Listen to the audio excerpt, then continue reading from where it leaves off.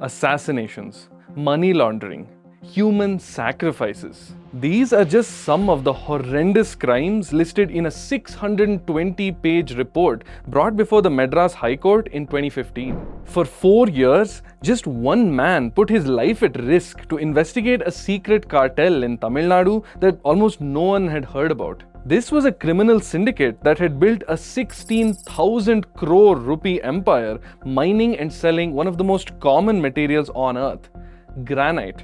By encroaching on lands reserved for Dalit families, terrorizing poor laborers into silence, and transferring crores in black money into shell companies and offshore accounts, these criminals have built a massive international export network, illegally shipping Indian granite to more than 40 countries around the world. After his complaints had been repeatedly ignored by the government, this man exposed a highly sophisticated criminal network that operated out of Tamil Nadu, and what his report showed was a system deeply rotten to the core. Everyone was in on it. Local businessmen, bankers, police, politicians, customs officials, all of whom were making money off this business and refused to cooperate with him. The report showed how Tamil Nadu's granite kingpins murdered their opposition, forced entire villages to sell their land, and covered up the deaths of their workers by intimidating and bribing the police. But even worse were the human sacrifices, conducted in secret, deep in the mines where no one could see or hear them. This is the insane story of Tamil Nadu's most powerful criminal organization, the Granite Mafia.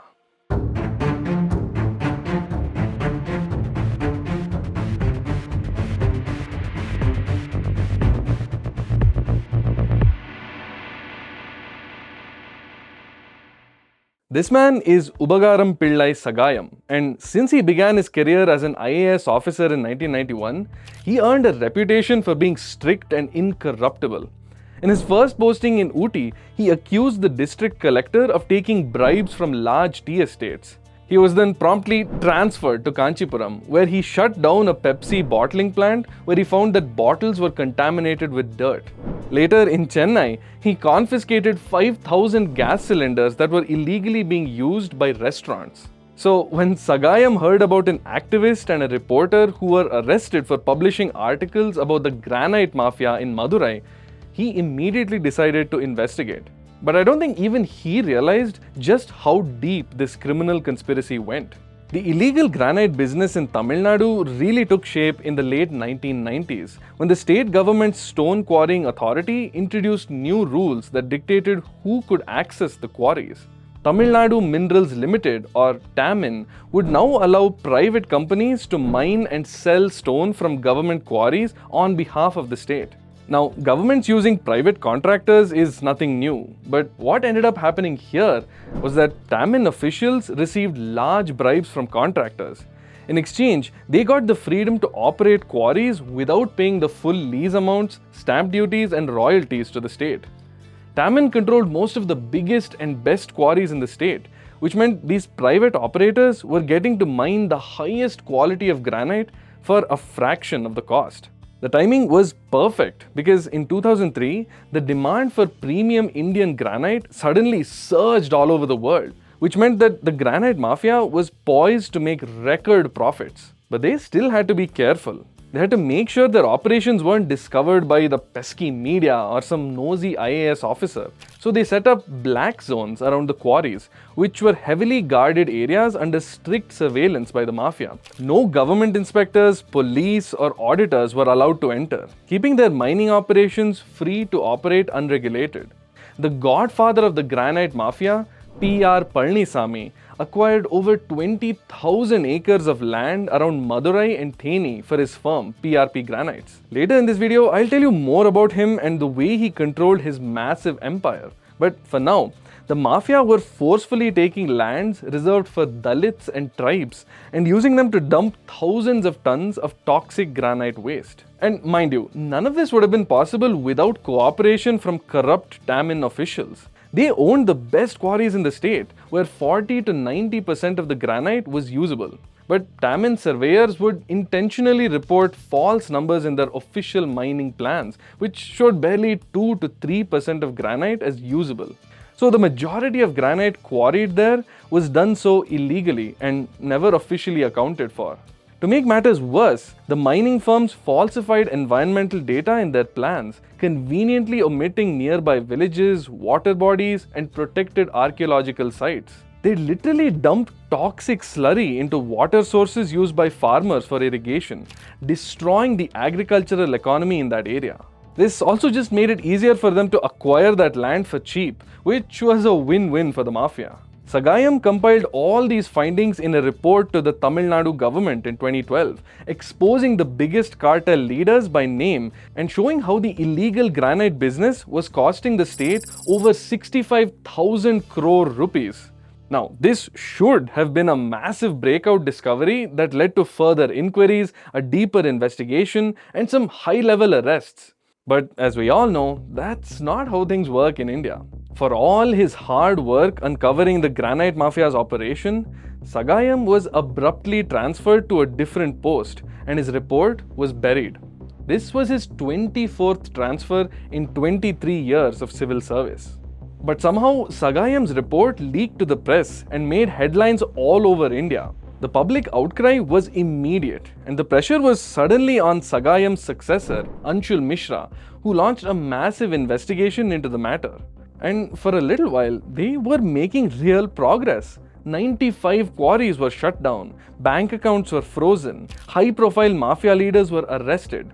But just as things were gaining some momentum, the government hit the brakes. Mishra was transferred to Chennai, legal proceedings ground to a halt, and the mafia chiefs all secured bail. What's crazy is that later in 2016, a local court would acquit the chiefs of any crime and actually try to prosecute Mishra instead. By 2014, it was clear that the government couldn't be trusted with this issue. So the Madras High Court took matters into its own hands and appointed Sagayam as an independent special officer, granting him the authority to investigate the mafia on his own. But in no way did that mean his job would get any easier. The Granite Mafia practically owned half of Madurai, which meant anyone involved in the business, from daily wage laborers to police to government officials, had every incentive to refuse cooperation and block the investigation. Honestly, reading about what Sagayam went through is incredibly depressing. When he arrived in Madurai, the district administration totally ignored him, refusing to even let him stay in the government bungalow, not giving him enough staff, or even a basic office space. When he approached the banks and customs offices, officials rudely turned him away, unwilling to give him even basic details on financial transactions or granite exports. A drone pilot who was helping Sagayam capture footage of illegal mining sites was killed in a very suspicious car crash. The police hastily marked it as a routine traffic incident and never bothered to verify. Sagayam himself received multiple death threats where they promised to chop his body into pieces and dump them in a mining pit. But he was in too deep to stop now. Little by little, he began to unravel the deadly, tangled web of dirty money, politics, and crime that the Granite Mafia had spread all over Tamil Nadu. By the way, if you're enjoying this so far, it makes a big difference if you can like this video, get subscribed, and share the video with your friends and family. It really helps me keep making more in-depth documentaries like this. Now back to the Granite Mafia. At the center of this sprawling empire was P.R. Palnisamy, billionaire owner of PRP Granites. Even before he got his start in granite, Palnisamy had already been blacklisted for committing fraud on a dam desilting project in 1995. But his political connections allowed him to pivot to mining granite, and he quickly grew his business by undercutting the competition and buying up other quarries in the area. If an owner refused to sell their quarry to him, he'd literally buy up all the land surrounding it and cut off all access routes to the quarry, making it impossible for them to continue running their business. But he wasn't the only one. This is Dayanidhi Alagiri, grandson of Tamil Nadu's longest-serving Chief Minister Karunanidhi and a prolific movie producer. His position in the then ruling party of DMK allowed him to establish Olympus Granites. With his political background, Alagiri was easily able to circumvent the requirement for mining licenses, avoid government scrutiny, and the police were obviously too scared or too well paid to investigate. There were several other smaller players in the industry, all of whom used the same ingenious playbook to run their criminal operation. It started with obtaining fraudulent licenses to operate the mines, which were helpfully provided by Tamil officials. This way, they could ensure the true quantity of quarried granite was far higher than the reported number. They would then load the granite into trucks that had forged or duplicated permits to hide the amount of stone being transported.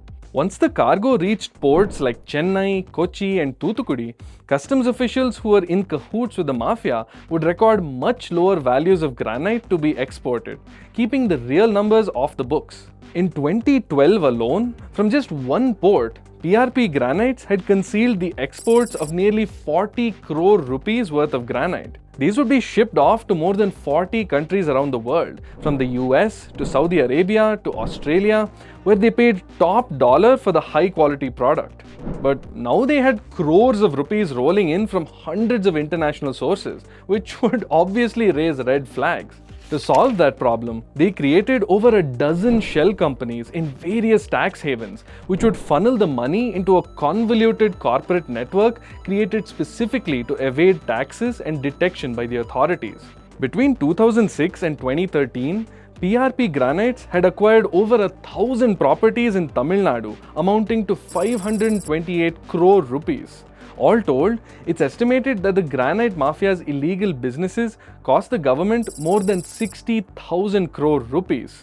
Now, it's one thing if stealing and tax evasion is all they did, but Sagayam's investigation uncovered the horrifying lengths the granite mafia went to in order to keep an iron grip over their empire. Multiple whistleblowers were assassinated after they tried to expose the mafia's operations. If the poor farming communities living near their mines refused to sell their land, they would intentionally detonate explosives dangerously close to their villages, damaging people's homes so they'd be forced to sell their land at throwaway prices. Even the miners working for the mafia weren't safe. The lack of proper safety regulations and precautions led to multiple workers dying from poorly placed explosives and falling rocks. Workers were breathing in granite dust every single day with no masks and developed respiratory issues. Mosquitoes would breed in stagnant pools of water left behind in mining areas, leading to outbreaks of dengue. Open mining pits were never properly sealed or fenced off, leading to more than 400 people accidentally falling to their deaths in just 4 years. The police would, of course, quietly record these incidents as suicides or accidents and file them away forever. But that's not even the most disturbing part of this whole story. You see, it's a custom in many parts of the country to ritually sacrifice an animal before work begins at a mining site. But that wasn't enough for the granite mafia. They would look for homeless or mentally unsound people begging near bus stands and railway stations, basically people with no one to look out for them, and take them to remote mining locations and, under the cover of darkness, murder them as part of a ritual sacrifice. A former driver for PRP Granites told Sagayam how he was made to transport 2 men to a quarry in 1999, where an occult priest slit their throats in front of several high-level mining executives. What makes this even more sickening is that the police were fully aware of this, because when Sagayam went to exhume a graveyard containing the bodies of victims, he had to sleep overnight at the graveyard to prevent the police from tampering with the evidence. All these sordid accounts were recorded in excruciating detail in Sagayam's 620-page report that he submitted before the Madras High Court. It's the kind of thing that, in any other part of the world, would make national headlines, create an uproar among the people and the state, and would lead to multiple arrests, a fierce crackdown on the illegal business, and sweeping reforms. But this is India. Here, the law can be bought, and justice moves at a pace dictated by everything besides the legal system. Even after the damning details of Sagayam's report were brought before the court and shared with the media, things barely moved forward. The state government repeatedly delayed taking action, and even after they received a directive straight from the Supreme Court, the authorities only did the bare minimum to progress the case. Sure, a number of quarries have been shut down in the years since, but in many cases, the people involved have simply shifted to illegally mining other things like sand and gravel, which are in some ways even worse for the environment than quarrying granite. Most of the key players who got arrested have managed to avoid harsh sentences or even gotten out on bail, with the proceedings still dragging on in court. And the Mafia only seem to be getting bolder with their retaliations against their opposition. In January 2025, they killed an anti-mining whistleblower and a former police officer within literally days of each other. And here's the most insane part. In 2023, the state government withdrew an armed police guard that was assigned to protect Sagayam, saying that there was no longer any threat to his life. After everything he went through, he was forced to decline appearing before a court hearing last year because there was a very real chance of him being assassinated. It's hard to say where the investigation into the granite mafia will go from here. Will the new government that took power in Tamil Nadu this year make a difference? And if not, will the central government take charge and launch a CBI inquiry? It's impossible to say, but one thing's for sure. Organized crime is still massive and incredibly lucrative, both in Tamil Nadu and in the rest of India. Every day, we give our hard-earned money to a system that rewards criminals like Sami instead of heroes like Sagayam. But if we're being honest, it's always been this way. I mean, just look at the Bombay Mafia. They started off as a small, disorganized group of smugglers and strongmen. But when Bombay enforced alcohol prohibition in the state, it kickstarted the biggest, most successful, and most deadly network of organized crime anywhere in the country. And interestingly, two of the biggest dons in Bombay were actually Tamilians. I've created a two-part series on the rise and fall of the Bombay Mafia, from their carefully planned smuggling operations to their illegal businesses in Bombay's underground, to their deadly shootouts that turned the streets of Bombay into a war zone. Watch part 1 of that series here, and then check out part 2 to learn how Dawood Ibrahim became the kingpin of crime and Bollywood before he executed the worst terrorist attack in Bombay. Thanks so much for watching. Please support my channel by liking this video, get subscribed, and become a channel member to get early access to videos and exclusive content. I'll see you in the next one.